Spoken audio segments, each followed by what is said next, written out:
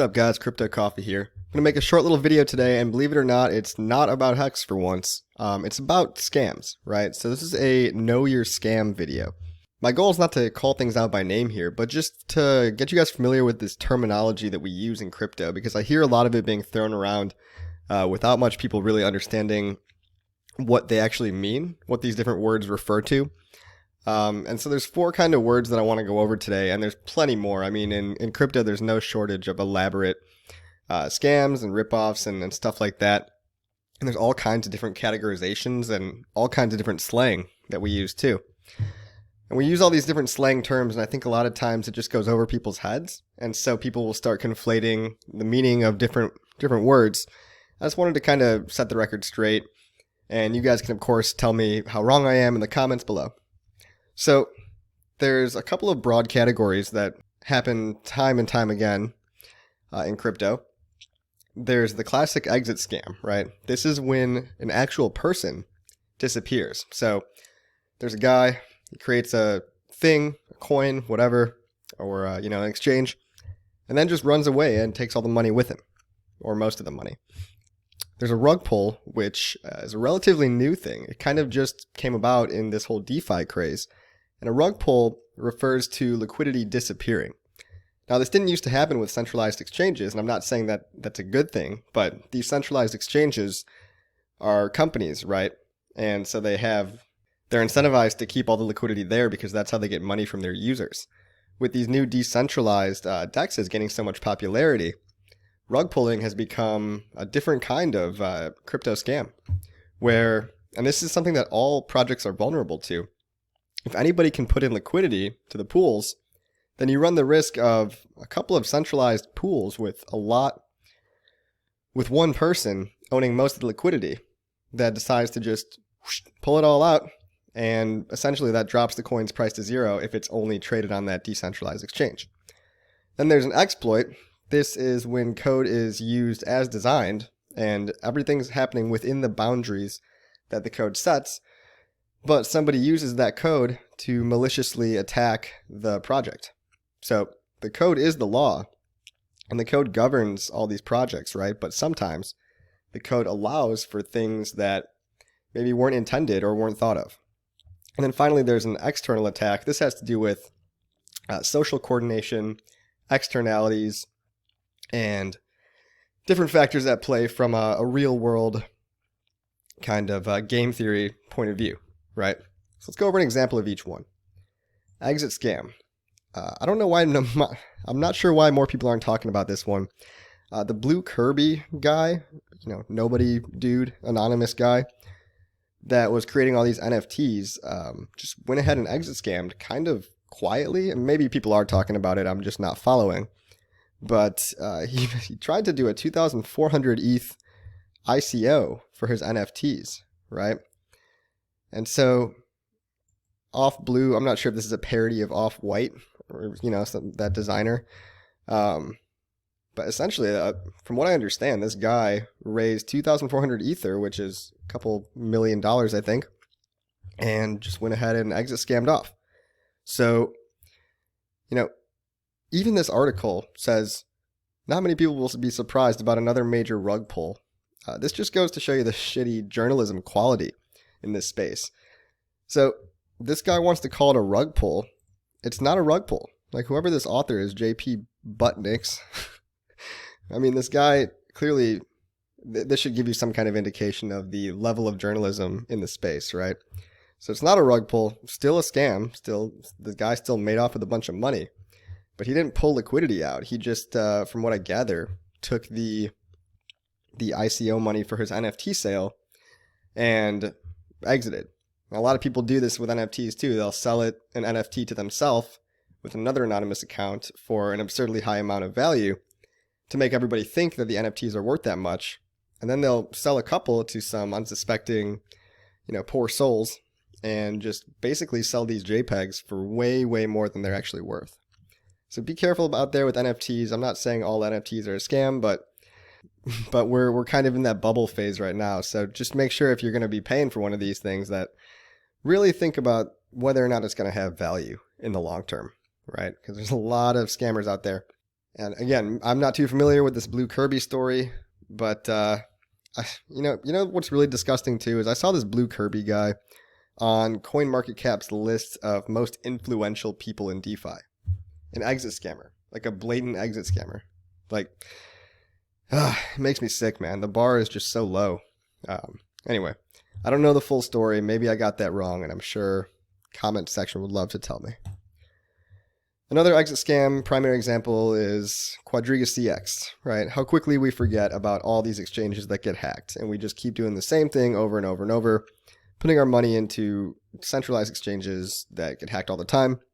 But Quadriga was an exceptional case because this guy literally faked his own death, right? And he made off with over 150 million USD, over 20,000 Bitcoin, 11,000 Bitcoin cash. And there's a lot of fuckery going on here. There's a lot of shady stuff surrounding this story about how this guy went to India, might have forged his own death certificate, like people are known to do sometimes over there. And essentially, this falls in the category, in my opinion, of an exit scam. Next, we've got a recent project that was unfortunately crashed within the first few hours because of a code exploit. Right? A code exploit is somebody using the code that's given to them, but using it maliciously. Now, I don't fully understand the mechanism about how this exploit happened. And I feel bad. My heart goes out to anybody that lost money in this. And I don't want to really name it by name. But this is a recent one that the code allowed apparently for people to do 0-day stakes. And something in that code, again, not highly technical, not very familiar with this smart contract. Something allowed this person to essentially mint as many coins as you want, and sell the price to zero. So that's pretty much the worst kind of bug you can have in crypto is mint as many coins as you want. The whole point of crypto is digital scarcity, right? But if you don't have digital scarcity, then how can coins be worth anything? If anybody can print however many they want and just sell them right away. So this recent one is an example of an exploit, right?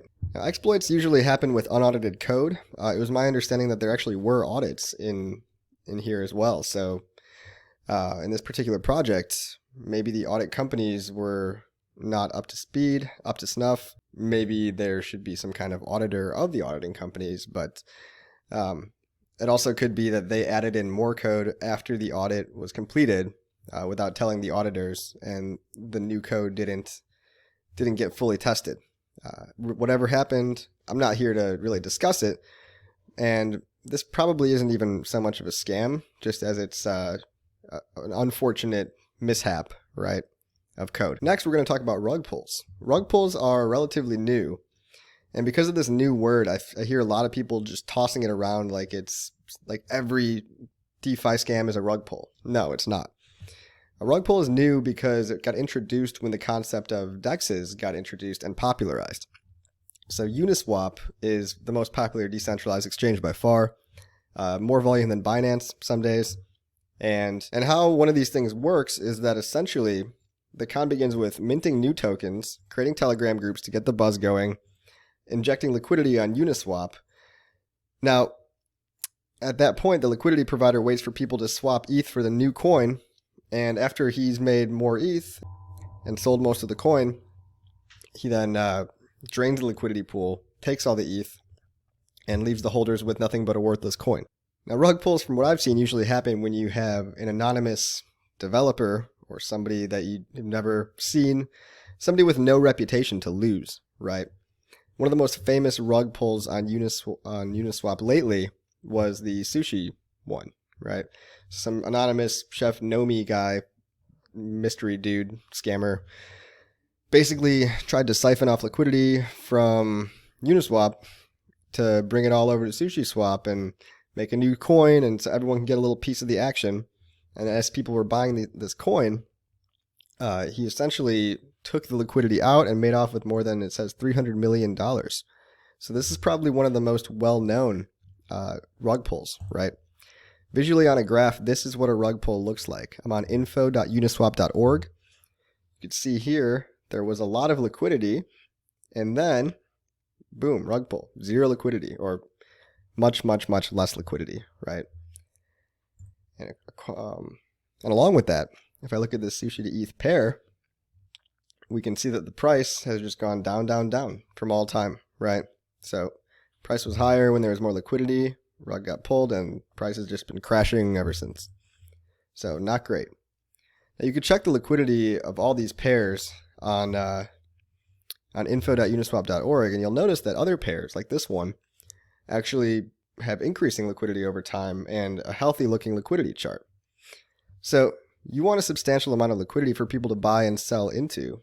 Not too much and not too little, but you're also, that's kind of one of the issues with any of these currencies, is that if you don't have that many parties putting in liquidity to these pools, I would say 90% of the coins on Uniswap are susceptible or are at risk for this kind of an attack. So this is something that not a lot of people are talking about, but it just seems that not many coins are safe from this. If the primary liquidity providers decide to just rug pull, I mean, there's not much you can do. Now, how can you identify where this might be more likely to happen? Again, if the primary people involved are anonymous, again, they have no reputation to lose and a lot of money to gain. So think about it from a money and reputation standpoint. The people that I would probably want to trade with are the people with reputations on the line that seem to care a lot about their projects, right? We can even see, this is pools.fyi and it's outdated. I don't think it's working anymore for Uniswap v2, but it worked for v1. And we could just see an example. Here's a coin that a lot of people like. And we could see that the liquidity provider pool ownership is massively centralized. And this is the case with most coins. 99.2% of all of the liquidity is provided by this one address.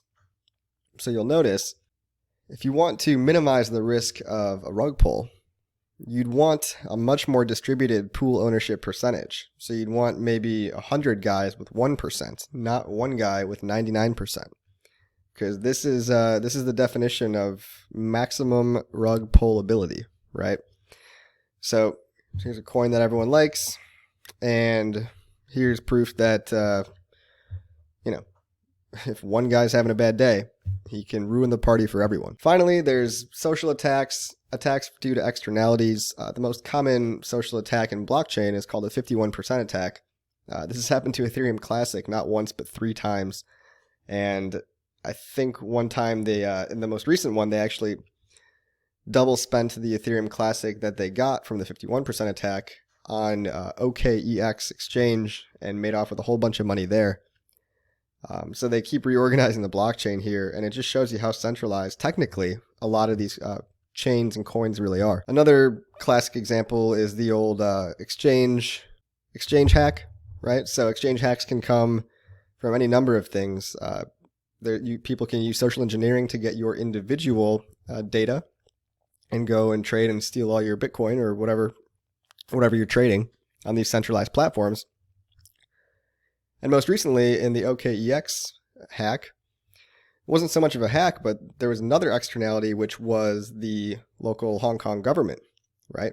So they put a freeze on everybody's transactions because they suspected this exchange of being involved in money laundering, right? So with these centralized exchanges, guys, you open yourself up to all these externalities that pose an attack risk from either government standpoints or technologically via like 51% attacks, or even just the classic phishing attacks to go after you as an individual to socially engineer you to give over your password and all that. So there's a lot of stuff out there, guys, a lot of danger in the crypto space. I personally like to place my bets on coins that are audited, very secure, have a proven track record. You guys know what bags I hold. It's pretty obvious. But just wanted to say, be careful out there and try using the right terminology. Hopefully next time you can sound a little bit smarter when talking about all this stuff. And guys, there is a better way. There is a coin that is designed to combat scams by taking money and putting it into an honest project. Again, triple audited. And if you actually do look at the liquidity pools, some of these coins have a much more distributed pool ownership percentage. So again, one thing I think a lot of people aren't talking about is the universality of the rug pull risk. This is something that hasn't really been addressed because it's new to DEXs, right? It's a new type of scam, right? It's almost like an exit scam, and sometimes they go hand in hand. Sometimes the rug is pulled and the developer will exit too. But really, it's just a systemic risk with these types of things. I think as we get more front ends and as we get more liquidity providers, this will minimize the risk of rug pull. But it's early days, so be careful, guys. And if you're going to put funds anywhere, try to do it in something that's safe, audited, has a great community behind it, and is designed with good intentions, right? Anyway, that's it for today, guys. As always, keep calm and hex on.